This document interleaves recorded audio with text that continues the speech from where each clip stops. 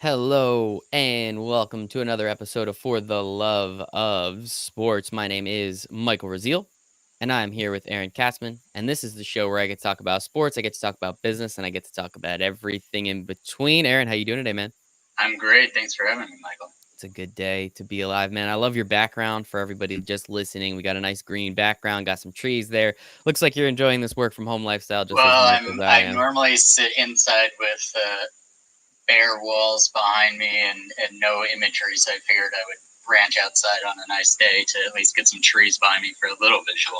Exactly, right? It's nice. Enjoy yourself, get some sunlight, breathe in some fresh air. There's nothing wrong with that.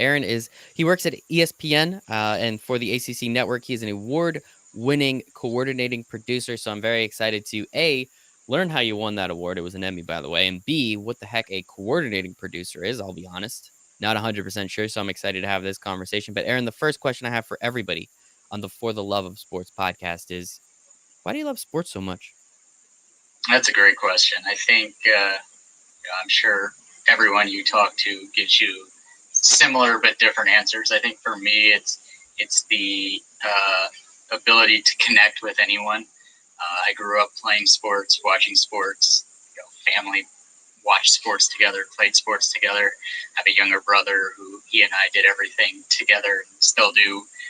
Most of our conversations revolve around some sort of sports discussion. So just the type of thing that brings everyone together. I think especially in the age we're living in where people are working from home and there's not that much interaction, having live sports is a way to connect with people and have just, kind of how's the weather type discussions. Instead of talking about the weather, you can talk about whatever game's going on. So Yeah. it's a fun way to just converse, rally around something, and kind of an escape for everyone. It was so weird, especially those 4 months, when we had no sports on, right? From March to, the end of July. Sports was always the thing that kind of took our mind off of what was going on around the world, right? Got to pay attention, got to stay up to date as much as you would like. Obviously it's different for everybody, but understanding that there is that outlet at 7 o'clock at night, right? And understanding that you can go watch that MLB game, you can go watch that basketball game, that hockey game, and enjoy it. So it's very interesting how that, really it just wasn't there. It just stunk, right? It just stunk for lack of a better term. And, it's one of those things that I got used to a little bit, but once sports came back, I remembered, oh my goodness, no, I could never do that again. And I've even liked, again, this work from home, especially in the beginning of the NBA and the NHL restart. I was in front of my TV at like 1 o'clock in the afternoon. I had both my TVs going. I had an NBA game on. I had an NHL game on, and it was awesome. Now we're pretty much moved to all the prime time at this point with the playoffs kind of dwindling down a little bit. But It did feel like a little March Madness in the yep. summer feel to it with all the different daytime sports going on. It was certainly nice as we started to crank back up. Yes, it was absolutely fantastic. Great way to get back into it. I absolutely loved it. So let's talk a little bit about you, Aaron. I mean, again, understanding that sports is something that you've loved growing up, always wanted to work in. It sounds like, I mean, I know I pretty much always wanted to work in sports in some capacity. So I started this podcast. So hopefully it continues to work for me a little bit. But in terms of, a producer, right? Like, what little boy, maybe you tell me, I don't know, what little kid grows up and is like, I want to be a producer when I grow up, right? Like, that's not the sexy job. It's not the thing, you want to be on TV, you want to be the head coach, you want to work in the front office. So how did you find yourself in this role? And at what point in time did you realize, like, hey, being behind the camera, this actually sounds like it would be a lot of fun, and I can really turn this in not only to a career, but a career that I truly enjoy. Yeah, it's interesting. I think a lot of kids, as you're growing up and you're a sports fan, you want to play in the NBA or in the NFL, something like that. I'm 5'8", so my NBA dreams were short lived. I'm not a good enough golfer to play on the PGA Tour, so for me it was okay. I'm not going to be a professional athlete, so what's the next thing to do? Find something where you can work in sports. And like many people, for me, I did a lot of on-air stuff kind of in college and internship type things. It's like, oh, cool. Like, I want to be a play-by-play guy and I want to be the next Joe Buck or Bob Costas, something like that. And I actually kind of almost randomly applied for a job behind the scenes as a production assistant at ESPN, kind of finishing up college. got offered the job, figured I'd stay for a year, almost treat it like a post grad year, figure out what I want to do with my life, and see if there was a broadcasting opportunity in front of the camera. And the longer I stayed in the production side of things, the more comfortable I felt, the more I got accustomed to that the challenges and the skill set that comes with being behind the camera. And it became almost like a competition for me to figure out how can I be improve and be better every day at my current role.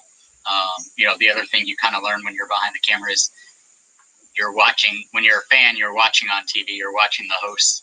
When you're behind the camera, you're realizing that you're kind of the ones that are putting the hosts in the position to succeed, and you're kind of the coach, the GM, however you wanna phrase it, when you're producing a show or overseeing a show or something like that. So for me, the more I kind of learned about that and got used to that, the more exciting it became to me.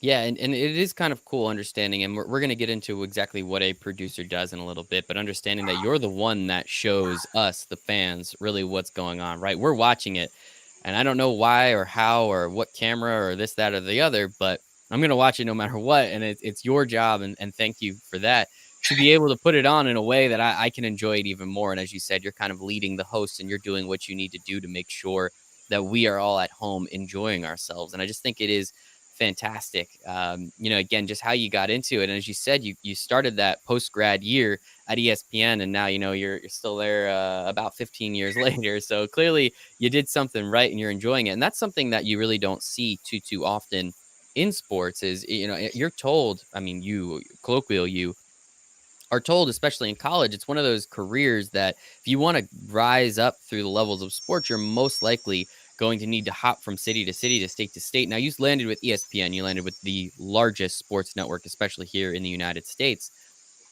Was there anywhere else for you really to potentially go? Like, unless you wanted to go to like a local station or something a little more regional, like outside of ESPN and maybe Fox, which, only really sprung up, majorly over the last few years. Where else would there have been for you to go if you didn't land this ESPN job right out of the gate? Yeah, I think everybody approaches it differently.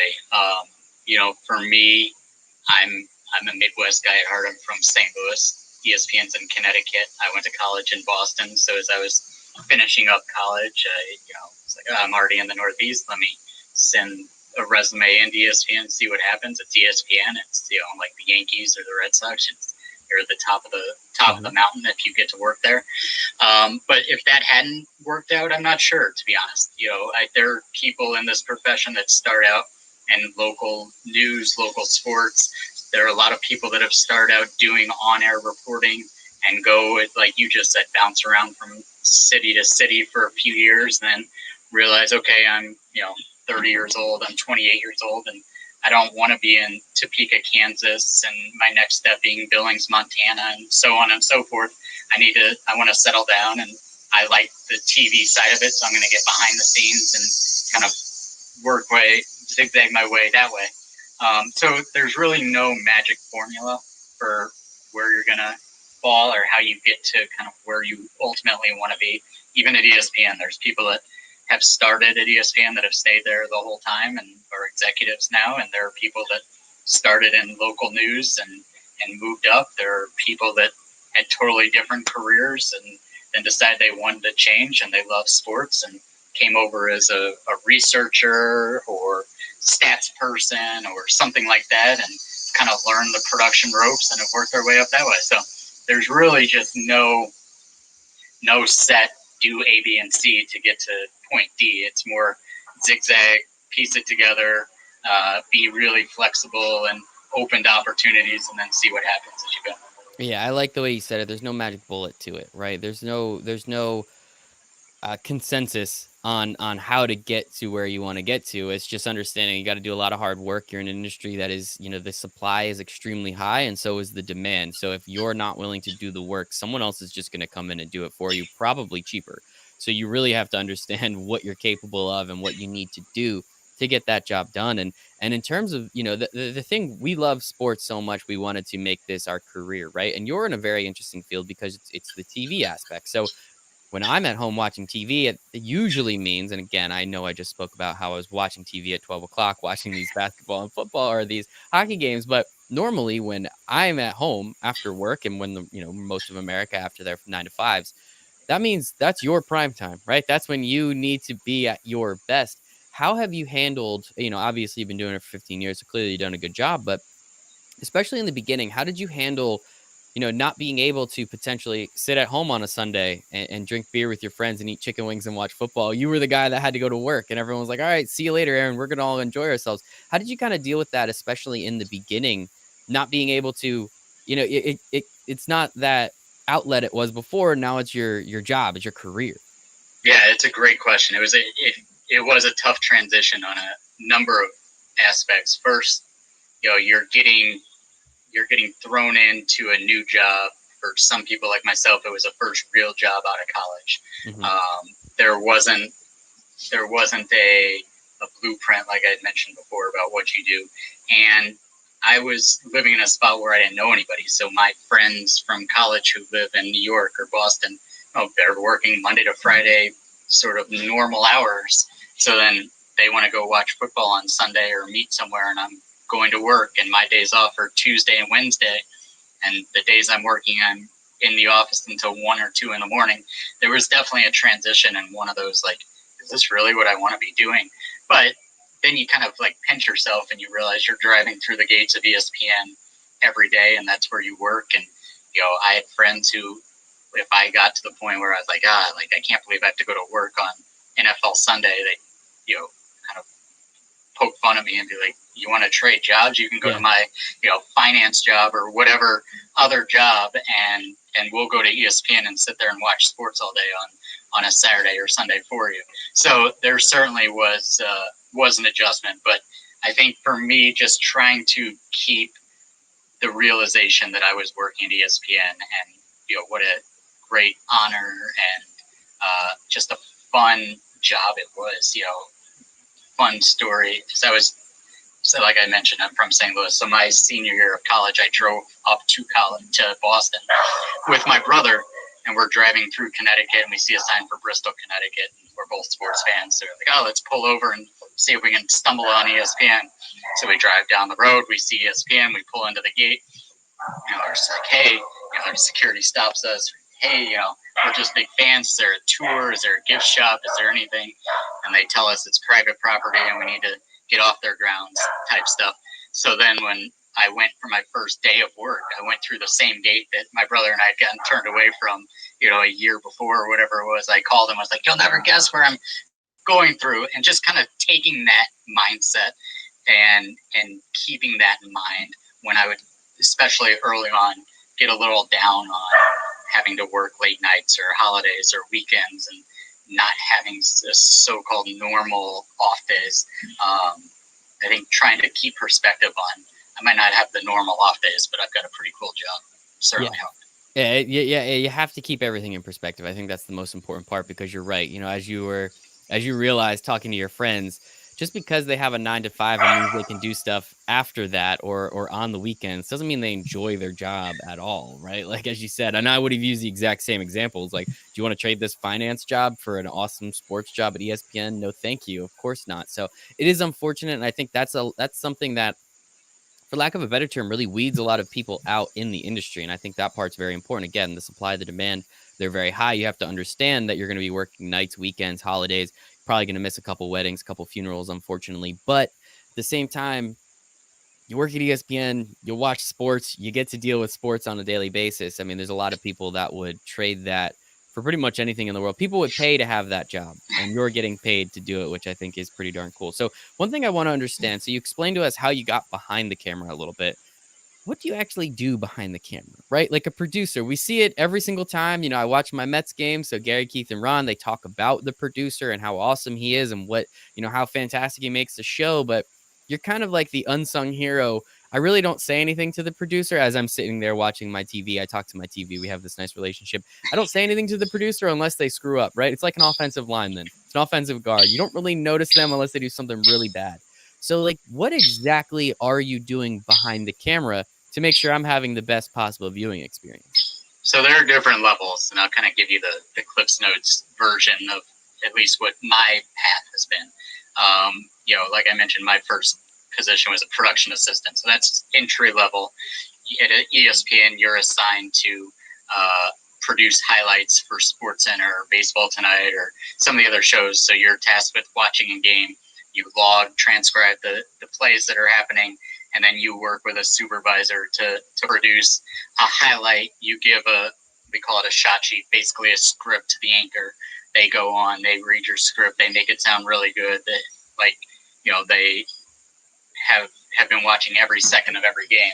So that's kind of like the first step is the 30-second, minute-long highlights of your Mets game or something like that.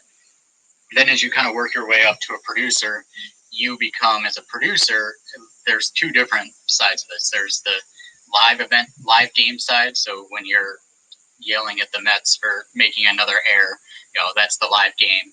The pregame show or the postgame show is we call it the studio side of things. So most of my career has been more on the studio side, so I can speak a little more to that, but a little bit to everything. At least on the studio side, the producer is kind of tasked with putting the show together. So, for instance, if I'm producing a post-game show, I'm figuring out what was the most impactful stories of the day, what deserves more time, what deserves less time, and I'm putting the outline of the show together, the rundown of the show, working with our on-air talent, and we're kind of determining what's going to be talked about, when it's going to be talked about, how long it will be talked about. And then everything that goes along with that, then communicating to the production assistants, all right, this is what I want for this game, this is how long I need for this game, and then timing out the show in the hour show or 30-minute show, whatever it is, to make sure you're getting on the air on time, getting off the air on time, and that everything in between goes relatively smoothly. So that's kind of the studio show side of producer. On the live game side, it's being able to story tell during live action. So if someone for the Mets has a perfect game going, Hey, being able hey, to don't do that to me, man. Don't do that. Well, to me. all right, then I'll use a different example since I'm a Cardinals fan. Okay. Like someone freezes Carlos Beltran with a curveball. Dude, that's even worse. Come on. That was good though. I'll give you that. That was pretty good. That's on me. I tried to stop. That's on me. Keep it coming. Just pile it on, man. It's fine. No, but if something happens that is rare, a producer's job is to say, hey, let's flash back to the Adam Wainwright strikeout of Carlos Beltran, or let's flash back to the last time a Mets player hit 3 home runs in a game. Let's put some context to this. Hey, 10 years ago on this day, I just saw yesterday, again, I'm a Cardinals fan, but I just saw yesterday was the anniversary of Mark McGwire surpassing Roger Maris' home run record. Like that sort of thing, if you're producing a baseball game last night, Cardinals game or any game, you're probably getting that video and, hey, it's the anniversary of this happening. So the producer on the game side is trying to fit those sort of storytelling moments into a live game that doesn't have a ton of downtime. Baseball, in between pitches, in between batters, you've got some time. But if you watch a hockey game or a soccer game, basketball game, there's not that much time. So a game producer has to know, all right, the whistle just blew. I have exactly 12 seconds before plays back in action, because if I miss a pitch, if I miss a basket, like that's when Michael at home is going to be yelling at the producer on TV, like, how did I just miss that? So you want to make sure that you're telling the story the right way, but also not missing any of the live action.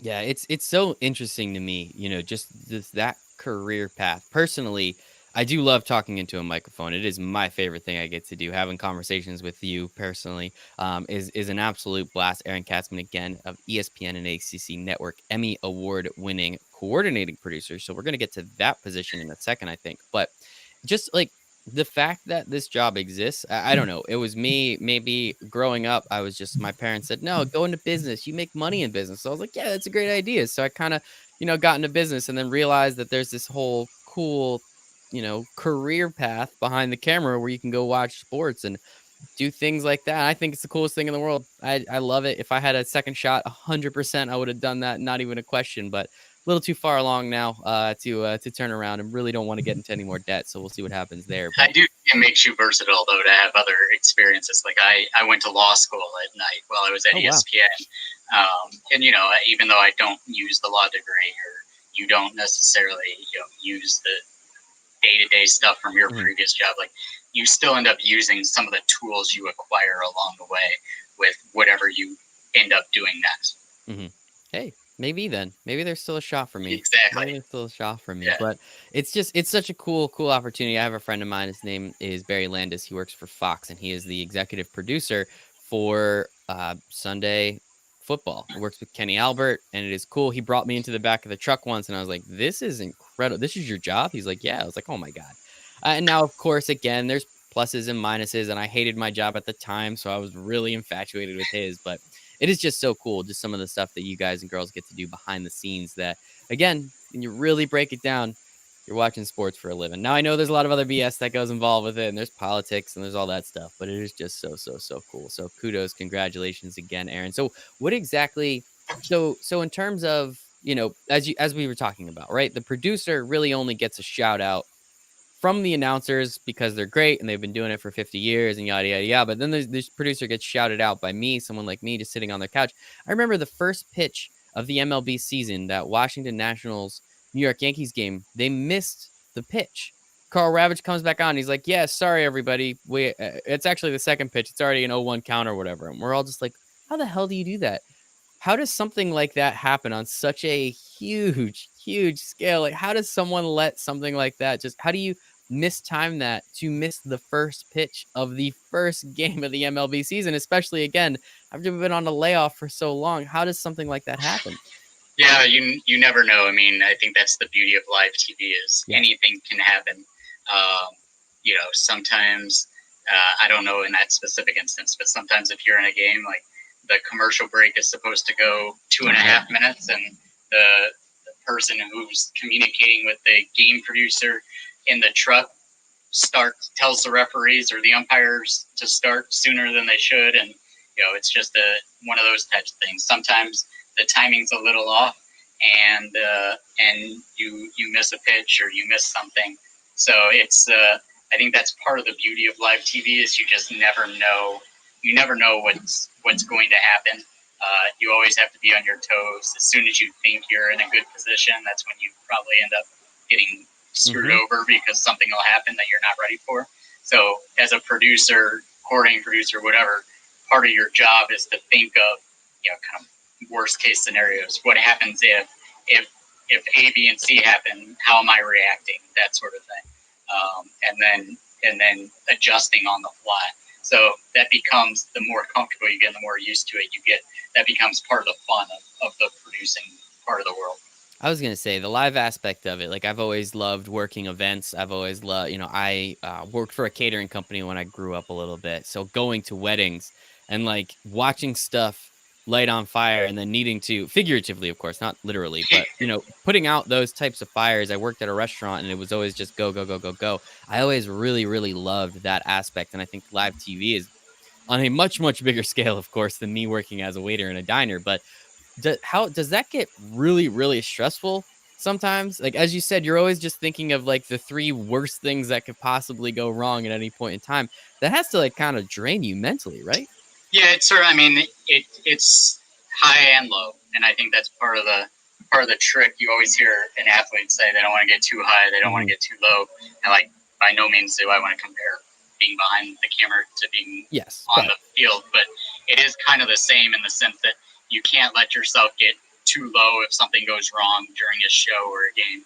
You can't let yourself get too excited or too high if you think you nailed a segment of a show, or you had the perfect piece of video waiting and ready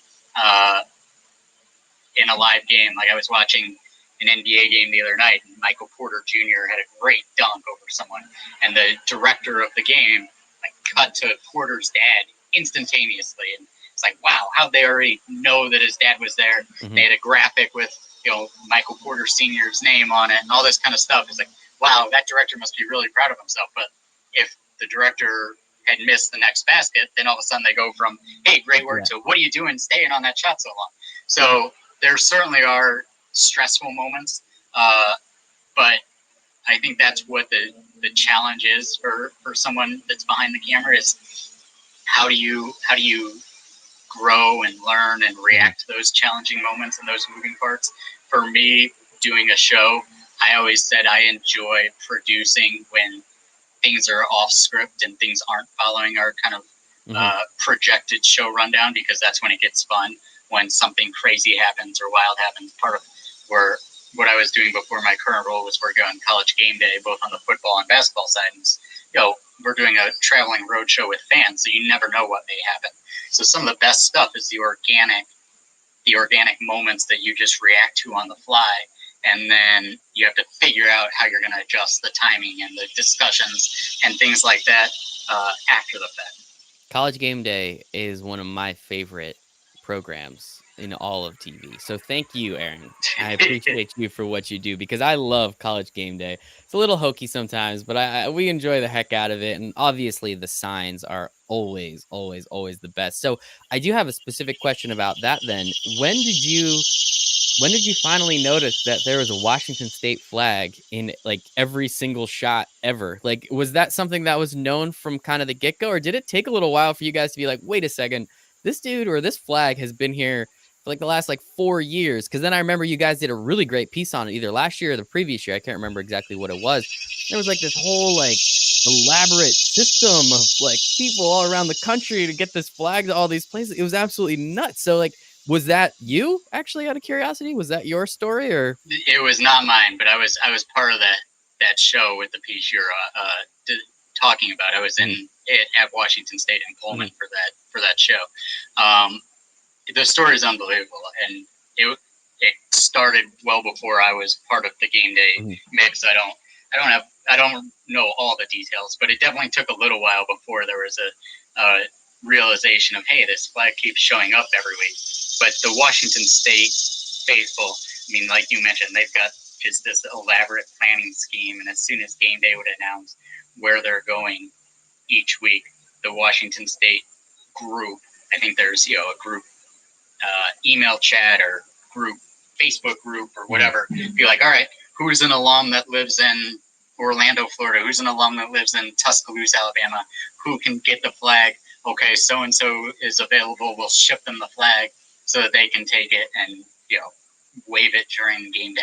I remember one time, I can't even remember where we were, but somehow there was some sort of like FedEx mistake or Yeah. UPS, whatever it was, and the flag didn't look like it was going to make it on time. So we had to like send a backup flag overnight. It became this huge thing, but it was just a great example of the passion that people have for College Game Day, and the Washington State fans and the flag just are symbolic for what game day means to college football fans. We went out there, I guess it was 2 years ago now, for game day, and it was the first time game day had gone to Pullman. And I mean, it's 6 a.m. local time when the show starts. It's still dark, and we would get to a site a couple hours before showtime. So we'd pull in. I don't know. It's probably 4 o'clock, and there were people that had been camping out all night long. It'd come straight from the bars to be a part of the scene. And I remember we were kind of on a hill, and the whole hill was just packed with people, and watching the sun come up over the crowd an hour into the show or whatever. It was one of those moments where you stop and you're like, wow, like this is really something, and the passion people have for game day and college football in general. It's just kind of back to your first question of why do you love sports? Like that's why people love sports, because it brings everybody together. It is nuts. I remember that one very specifically because it was just such a cool story. I had no idea, honestly. Like until I think like that when that story aired, I was just like, "Holy crap, that flag has been there for the last like 8 years I've been watching Yeah. the show." Like what the I just never noticed for whatever reason and or cuz maybe there's all this other stuff going on, but no, I love College Game Day so much. So again, thank you for what you did there. And so let's talk a little bit about ESPN and ACC Network, kind of what you're doing. As you said, you mostly are on the studio side. Obviously, you're with College Game Day for basketball and football. That is technically, I'm assuming, more studio. I mean, it's a studio show. It's not a live sports show. What is it? Is that just kind of the area you fell into? Just kind of be working more on the studio side, working more with the talent, or was that a conscious decision of you kind of trying out both a little bit earlier on in your career and saying, live sports is just even a little too hectic for me, in terms of live shows. So I guess kind of how did that happen? Yeah, it was more. I kind of started on a path on the studio show side of things and just stayed on it. Definitely got a good amount of experience on live event side, doing different golf remotes and Hmm. a few games here and there. And the College Gameday show is basically like a live remote, so it's almost like a hybrid of the studio show and a live event, just because of the crowd and the fluidity nature of the show and things always happening that turn things upside down. So I've been fortunate that I've kind of gotten a mix of both, but for the most part, mine was just following a path on the studio show side of things. Kept going pretty well. I was able to be on game day, and then most recently transitioned to the ACC Network as we got ready to launch that last year.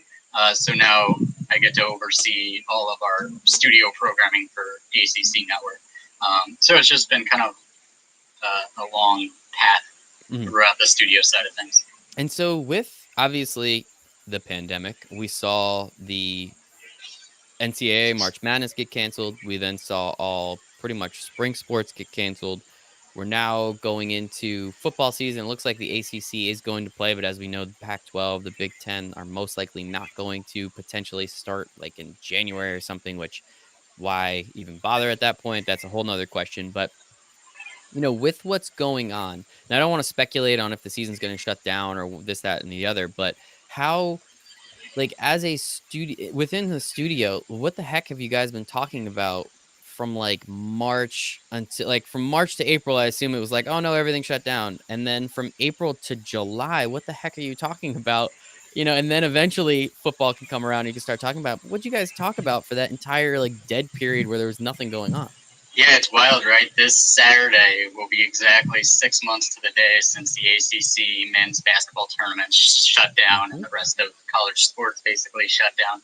We were in Greensboro, North Carolina for the ACC tournament. That whole week was just surreal. And then that morning, it's like, are they going to play? Or are they not going to play? And then they canceled, and everybody got on a plane back to Connecticut, being like, all right, so it'll be a couple weeks, and then we'll get back to normal. And now 6 months later, Yep. we're certainly far from where we were then. So it has been learning to reinvent ourselves and reinvent our production plans. The first couple weeks were kind of taking a step back and figuring out what our options were. The health and safety of all of our employees were first and foremost. So ESPN did a great job of really putting a tight net around the campus and letting very few people into work unless it was essential. So we really didn't do a ton of live programming the first few weeks. We found ways to kind of reinvent ourselves on social, post-producing shows, taping via Zoom and turning them around and being able to deliver them digitally, and things that, candidly, in February, if you had told me we were going to produce a Zoom show, I'm not even sure I knew what Zoom was. And that kind of became our norm for a couple months. So it was a testament to all of our staff on ACC Network, just the creativity and amount of chances we were willing to take. We did a show, for an example. We got all 14 of the football, 14 before Notre Dame officially joined the conference for this year. We got all 14 of the football coaches in the conference together for a Zoom call. And it was, like, when are you ever going to get all 14 coaches together to literally talk about anything other than football? One of the questions, was, what was the last movie you cried at? And who hasn't showered for a day during quarantine? And, like, fun, personality driven, pull the curtain back on these coaches and show some personality type shows. So it was those sorts of things that we really got to a point where we were, changing our normal day to day. Okay, let's talk about this game. Let's talk about preview this upcoming matchup. And it was more, okay, let's take a step back. Let's catch our breath. Now, what can we do that will entice people, generate some interest, do something different, and be able to execute things in this unprecedented time that really we never would have even thought about doing before. Yeah, it's very weird, but again, as you got to get creative, you had the opportunity to think of new opportunities and new ways of going about it. So hopefully that means in the future those things can come back organically and not needed, but because they're wanted. And we do want to see behind the curtain a little bit. I think that's one thing that, over the last few years with I guess we're in like social media 3.0 at this point. Like it's kind of, there's always that saying like you don't want to know how the sausage is made, but that's actually kind of what works really well is people want to see how the sausage is made now. We kind of want to see the behind the scenes and what these coaches are like in real life because we know they're all salesmen. They're all just out there trying to get the next big recruit or go to the next big college. So really seeing who they are and what they're like, I think is really important. A, to that fact, but then B, just because we want to see what Dabo Sweeney's actually like behind the camera and if he does or does not shower in quarantine. I think that's a good question to know, right? That's fun. That's fun. So that is pretty cool. And so as you said, you figure out what Zoom is, right? Like you're now learning what all these online opportunities and platforms are. What has this done moving forward? And again, we can speculate a little bit. That's always fun for your type of role as a producer and understanding what it's what like to put these TV shows on and understanding now we really don't need everybody in the studio. Now, I'm sure there's a lot of things that are a little easier to have people there, but as you and many other corporations and companies around the country are learning, people can work from home and be totally productive, if not more productive, obviously, some less, some more. But what is this going to do potentially to this career path moving forward and understanding now talent doesn't all have to move to Bristol to get something like this done, right? You can just get the best people from around the country. So, what, again, let's speculate a little bit. What might this start to do to this producer role moving forward, understanding that remote work is a pretty good possibility? Yeah, I think it's probably a little early to know, definitively what may or may not Of course, change of long course. term. But I think we keep saying that in the long run, this is going to make us better. This is going to make us more efficient. This is going to make us think outside the box more. ESPN's so great, and ACC Network as part of ESPN's been so lucky to be able to kind of follow the blueprint of ESPN's success. But there's no blueprint for what's been going on the last few months. So it has been, in some ways, throwing stuff against the wall and seeing what will stick. Whether it's been the company just being remarkable at getting cameras set up in people's homes, instantaneously, or finding ways behind the scenes to do work from home. So, for instance, when we do shows now for ACC Network, the people that are producing the graphics, the words, the text that's on the screen during a show or during a game, they can work from home. They can do it remotely from a computer at home, and that's something that never even would have been, a possibility Mhm. months ago. So I think that those sorts of things will certainly help. I think just the idea of FaceTime or Skype or Zoom or whatever, a few months ago, I was like, well, that might not be professional enough. That might not be TV sufficient. And now it's like, you know what? Like a FaceTime interview is pretty good. And Mhm. if it allows us to get a little more access to someone, and we could say to a coach or a player, hey, why don't you just take your phone and take a selfie video for us and send it, and we'll put it on TV. Like that's kind of what you were saying before. That kind of gives you that inside the locker room, inside the team feel that we may not have had before, but now it's almost easier to get because people are more accustomed and more used to just opening up on video chats and things like that. Yeah, I think it's pretty big for all industries. It's really interesting considering we all thought, right? You needed all these producers, you needed all these people, you needed all everything in the studio, and pretty much without a hitch, everything's been totally fine, right? Like there's of course going to be hiccups, but there's hiccups when you're in the studio, right? So it's just been interesting. How have you enjoyed or not enjoyed this time? How much are you going into the studio? Are you really doing everything pretty much from, I'm assuming, your basement in your home in Connecticut? Yeah, so in my role with ACC Network, I'm kind of overseeing all of our studio productions. So for me, the majority of my work I have been doing from home and just watching from afar. It's certainly been a different adjustment. I'm used to being in there and in the control room and very hands-on, and face to face with people for relationship building and feedback and all that kind of stuff. And now kind of removing myself and others are doing the same thing from that, you certainly have to learn to uh, teach differently. You have to learn to provide feedback differently. You have to learn how to watch the shows differently and things like that. So there certainly has been an adjustment. Personally, there's also been a lot of positives to that. I have two little kids, and to be able to be fortunate enough to spend extra time at home with the kids is something that years from now I'll probably look back on and be thankful for the extra time. Right now, it's a bit of a roller coaster with my 3-year-old wanting to join Zoom calls as often as possible and getting to know all of Dad's work friends. But overall, that sort of thing has become, it's almost humanized all of us, so that you get to know your coworkers more than just at work. Hmm. People now know who my daughter is and ask where Molly is when I'm on Zoom, or I now know some of my coworkers' kids or dogs or setups in their homes, so that when we're on a Zoom call and they're in a different locations, whoa, Michael, you're in a different room in your Hmm. house today, even though I've never been to your house. I know you're in a different room, that sort of thing. So it's kind of just rolling with the punches and trying to make the best out of every scenario, and make the best out of all of this. There certainly have been hiccups and will Hmm. continue to be things that we learn along the way. But overall, I think our technical side of the house at ESPN and ACC Network have just been unbelievable at what they've been able to accomplish to really keep the network running with very few hitches, um, from day one of all of this Hmm. happening.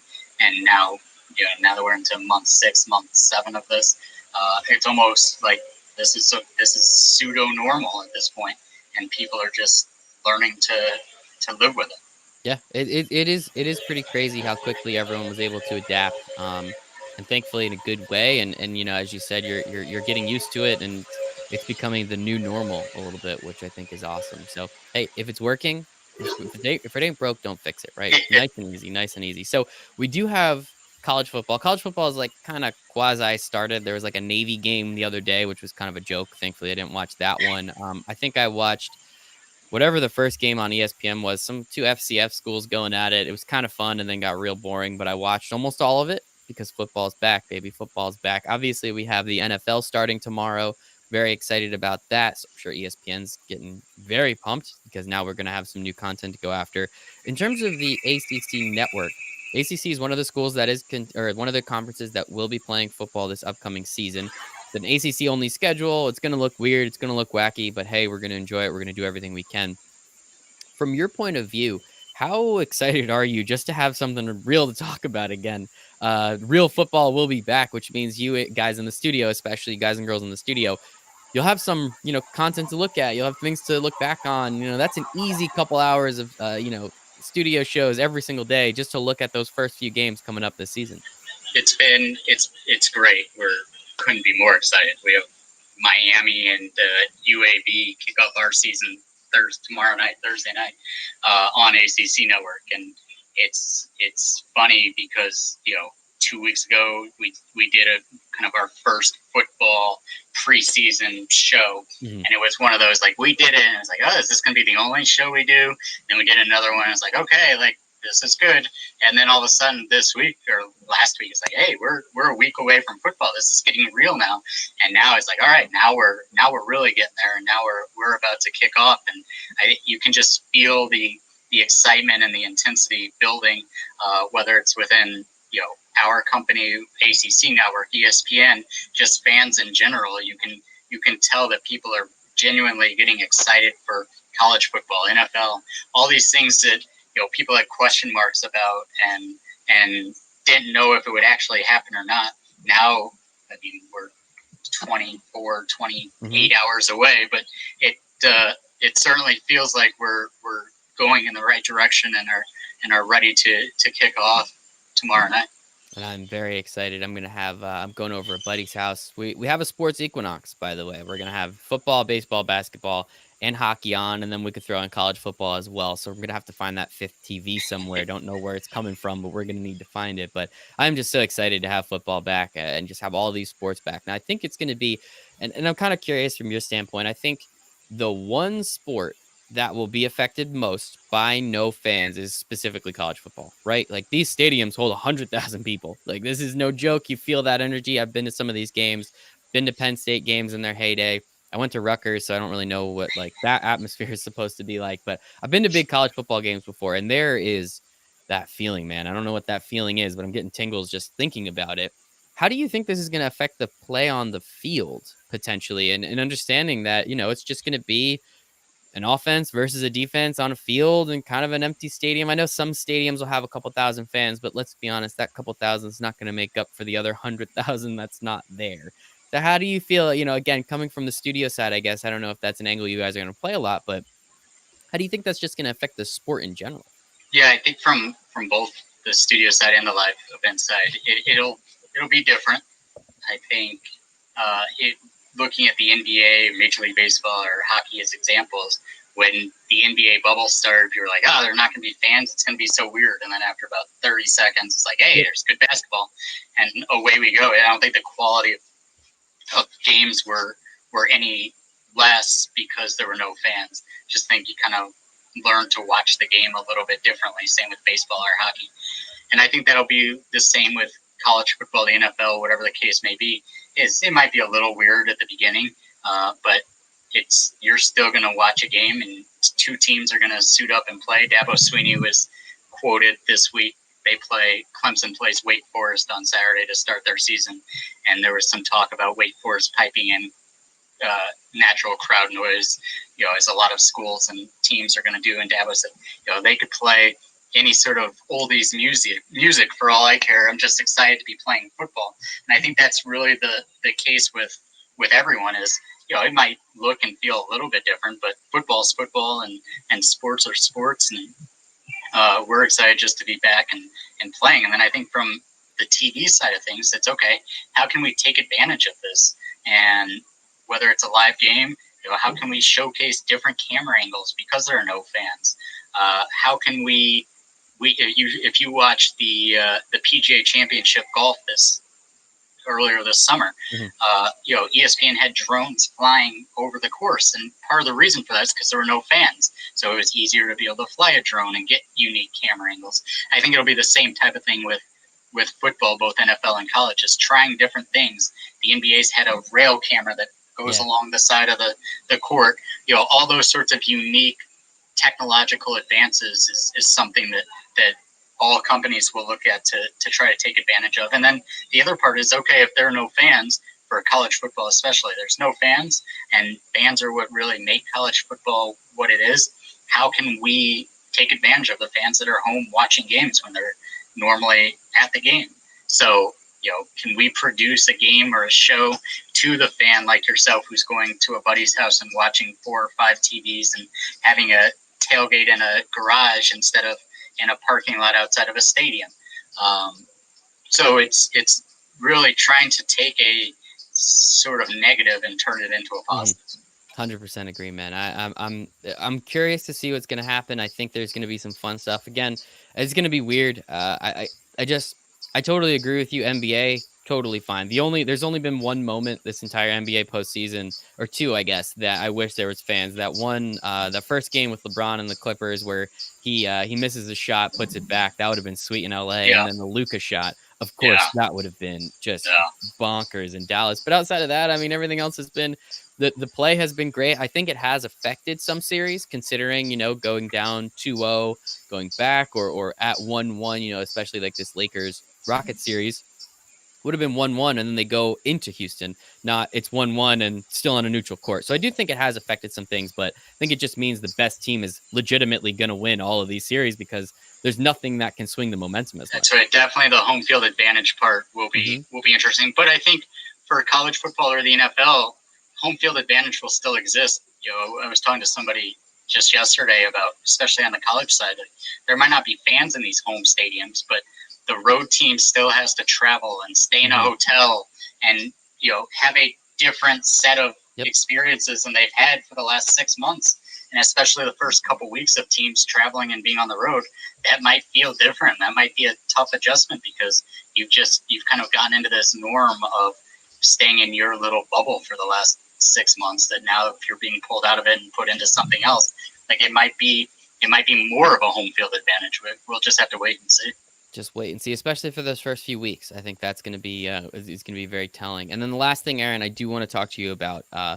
I've said it a few times, but let's just say it one more time. Emmy award-winning coordinating producer. How cool is it to walk up on stage and accept that? I know, I'm sure you're going to say, well, it's, all the people that are around me and, it's a team effort, but that's got to be pretty sweet, right? It is. It is certainly a cool thing to be able to say that our team has won a few Emmys.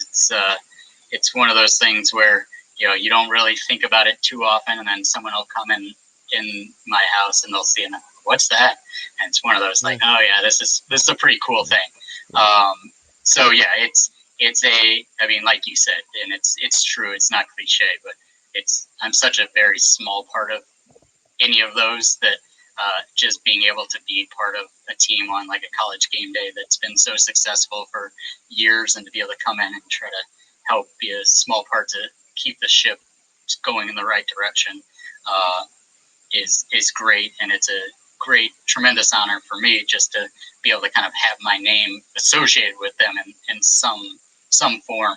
But really, it's just one of those things where it's fun for my family and fun for me, but I try not to think about it too much. I appreciate that. But no, man, kudos, congratulations. Very, very, very much deserved. Aaron, where can everybody find you on the internet? I'm all over LinkedIn, Twitter. I'm not super. I don't do a whole lot on Facebook or Instagram, but Twitter and LinkedIn, I'm on. So you can find me there, Aaron Katzman. Just no underscores on Twitter, nothing, just straight. I believe so. Like, nice and easy, man. Good for you. Good for you. Got it. Michael Rasile. Turns out there's a couple of us, so I had to add the one at the end. But Aaron Katzman, ESPN, ACC Network, Emmy award-winning coordinating producer. Aaron, sincerely appreciate your time today, man. Michael, it's been a pleasure. Thank you very much.